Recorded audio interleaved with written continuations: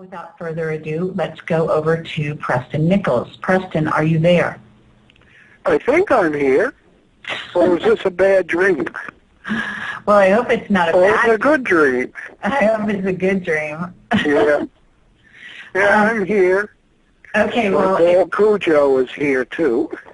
Oh, well, that's very nice. My dog Cody is here. So we've got dogs and people and all kinds of things listening, I'm sure.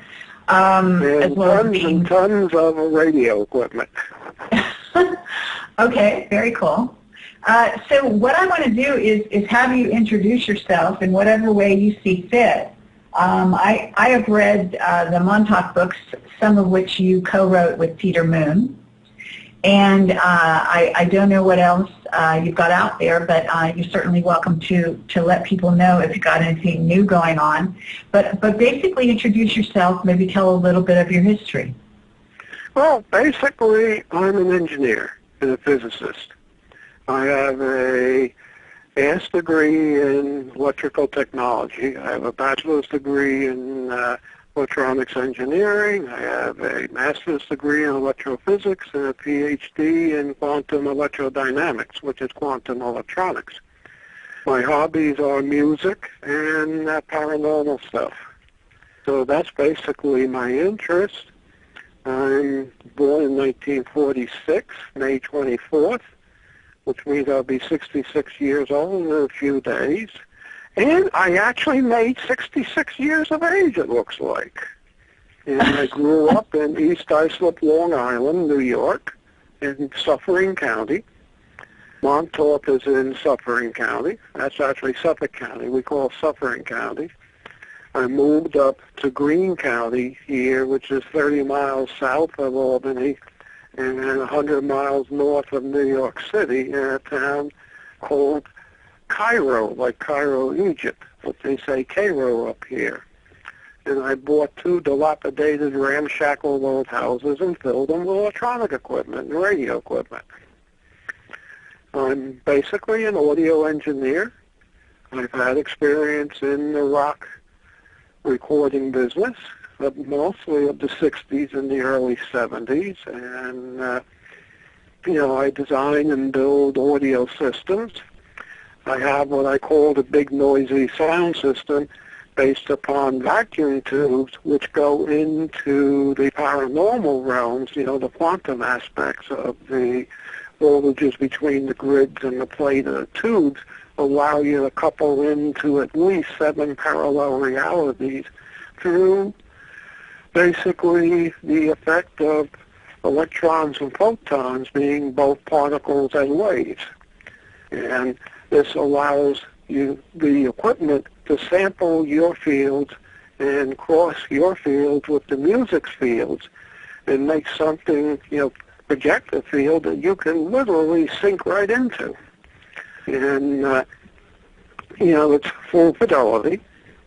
I have 4 big vacuum tube amplifiers and about 6 big solid-state amplifiers for the bass. And I recently added torsion fields to it, quite by accident. And I'm still working at the physics of the torsion fields, coupling into the system. You lay on a lounge in the middle of the room, and it recreates 3-dimensional sound images around you, as well as coupling your mind into other realities. But I added a bed that has a rotary shaker in it, a vibrator. Not the kind that most people think of. It's a motor with an offset weight, and it vibrates at 10 hertz, which of course is one of the master healing frequencies. But what I discovered, by shaking the whole bed, I have a system that couples the bass response right into the bed or the lounge. So as you're laying there, you feel the bass as well as hearing it. You only hear down to about 30 hertz. Everything else you feel. And I've come across some sort of torsion amplification effect. And, in health and paranormal, there's a lot of chatter right now about torsion fields. And, of course, I've done experimentation with gyroscopes that generate torsion fields, and basically it's a vortexual field that is being generated. That's what I'm up to right now. Wow, that's fascinating, Preston. Let me actually ask you if you will go back in history and talk a little bit about the Montauk Project, and then let's come forward and talk about what you're doing now, because that sounds really absolutely incredible. But I am curious, to hear from you directly in terms of your experience with the Montauk Project and how you got involved in it and what your perspective is of it now. Well, basically, I went to work in a military-industrial company. I found I was actually working for the government, and I got assigned to this wacko crazy project that was being done first at Brookhaven National Labs and then to Montauk Point. And I guess they found my interest to be very interesting, which is technical electronics and paranormal and He dropped off for some reason. Okay, well. I'll call him right back. We were just going to get to the good part, huh? Okay, that's typical. So everyone, just be patient with this process. Hopefully we will be able to get him back on the line. Obviously, the powers that be have to fool around with this shit. So, sorry, I guess I'm not supposed to say that on the radio, but what the hell. So, anyway, so are we dialing him? How's it going? Yeah, I just redialed him and it's busy now. Wow. Okay, well. I'll do it again. Thank you. Yeah, we'll see how this is interesting. Preston? I haven't been able to get him yet. Hello? Okay, well, we're still trying, and we've got some strange interference going on. This is wild and crazy as usual. Well, somebody who is creating torsion fields in his living room and putting you in an altered universe, I guess they might be a little concerned about that. And he says it with such a calm way, and it's absolutely mind-boggling. See if we can get him here. Hello? Hello? Hi, Preston. Yeah, I guess the powers that be don't want you to hear about this. I guess not. Wow, that was very interesting. So it could be related to the solar storm. Okay, well, I'll take it either way, but let's see if we can make our way through this. You were about to say that you got involved in this government project, and what exactly was your role back in those days? I was basically an engineer. I was working on the radio frequency equipment, and I was modifying the old radar transmitters and stuff for the project. See, what Montauk Project was basically a mind amplifier. It had an input network we called the Montauk chair that a depth psychic would lay in and go into a trance, and then the chair had the capability of picking a thought. Now, in the trance, he would concentrate on one thing. So you get a coherent thought. It will go into the computers, be aligned and corrected and made broadcastable, and then was broadcast out of a very high-powered radar transmitter operating at 435 megahertz, which has something to do with a molecular resonance of water. Of course, human beings are made up of mostly water. We're all wet. My dog is all wet, too. And basically, it started out as an attempt to control the mind of man using electromagnetics. It succeeded, but it didn't succeed. And basically evolved into a time project.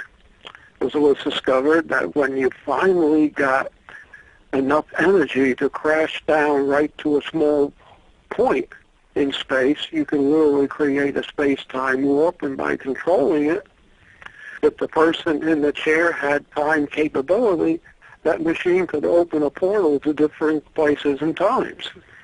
Okay, let me ask you this. When you were in the Montauk project, you obviously had to go into that underground base on Montauk, right? Yep. And you were dealing with, well, I guess Albilik to some degree? Mm-hmm. Okay. And Cameron. And yeah, and Duncan. And Duncan was the one who sat in the chair, correct? Yeah. Okay. Yeah, he was the psychic that would go into the trance and concentrate on one thing. Okay. His conscious mind would be deferred somewhere else.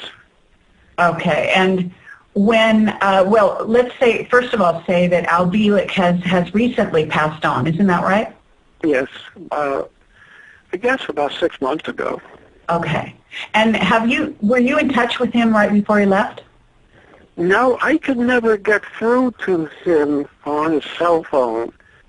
He'd pick up the cell phone, and I don't think he understood me. Okay.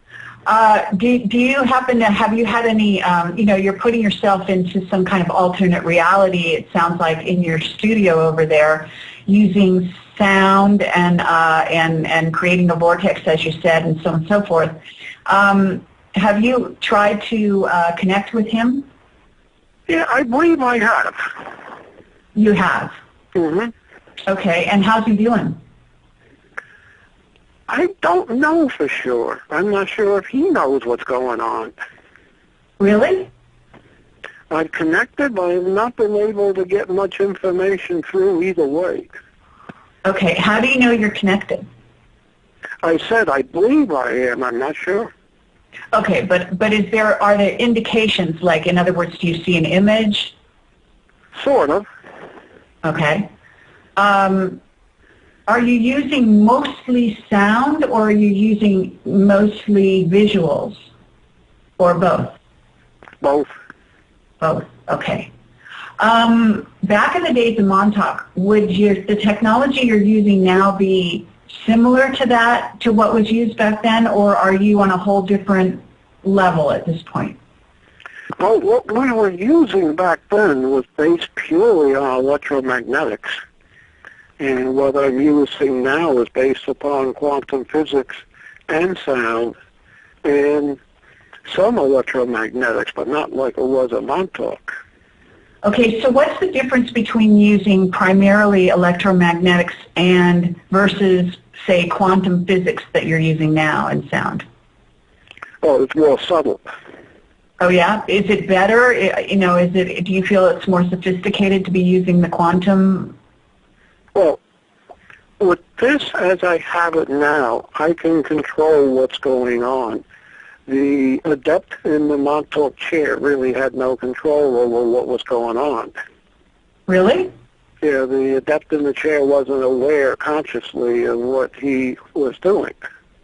Oh, that's interesting.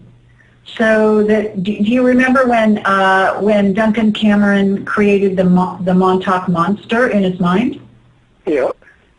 Okay, and then it actually took form and destroyed, I guess, at least some of the base, right? Mm-hmm. Yep. Okay, so he had no control over that? No, because he goes into a trance where his conscious mind is deferred into another part of his mind structure.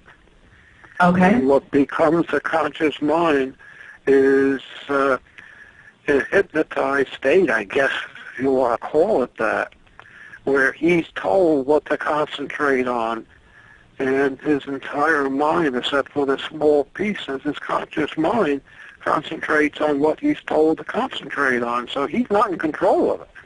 Okay, the difference is I'm in control of what I'm doing here. I hear you, but back in those days, was the computer in control, or was other human in control?